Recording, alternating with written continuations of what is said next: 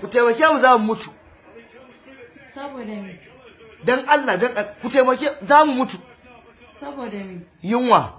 Yunwa? Yunwa. Ku taimake mu za mu mutu. Me yasa kika ce haka? Shugabanninmu ba su da kirki. Ba su da adalci kike ne? Ba su da adalci.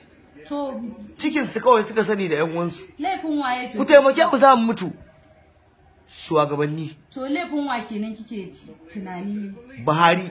Buhari laifin shi? Bari in tambaye ki a gidanku in ba ku ci abinci ba laifin waye? Laifin Popsi ne. To Buhari. Buhari laifin shi ne? Ku taimake mu za mu mutu. Buhari. To kun ji dai wannan baiwar Allah za ta mutu saboda yunwa. To Buhari ka je sai ka dan gaggauta a fito da wannan kayan na ina ne ake cewa mulkin ka baya da amfani. A taimake mu za mu mutu.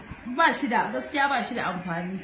Godiya nake Hajja. A taimake mu fa. Za a taimaka insha Allah. Za mu mutu. Zan taimaka miki ni ko shi bai taimaka ba tunda baya tsoron Allah.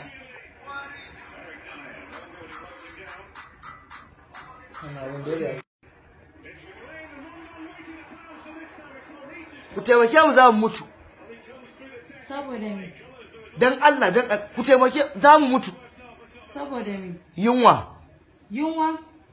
Yunwa. Ku taimake mu za mu mutu. Me yasa kika ce haka? Shugabanninmu ba su da kirki. Ba su da adalci kike ne? Ba su da adalci. To cikin su kawai suka sani da ƴan uwansu. Laifin waye to? Ku taimake mu za mu mutu.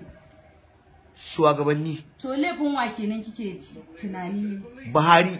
Buhari laifin shi? Bari in tambaye ki a gidanku in ba ku ci abinci ba laifin waye? Laifin Popsi ne. To Buhari.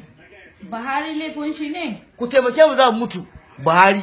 To kun ji dai wannan baiwar Allah za ta mutu saboda yunwa.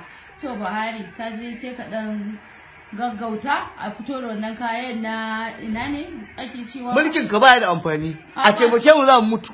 Ba shi da gaskiya ba shi da amfani. Godiya nake Hajja. A taimake mu fa. Za a taimaka insha Allah. Za mu mutu. Zan taimaka miki ni ko shi bai taimaka ba tunda baya tsoron Allah.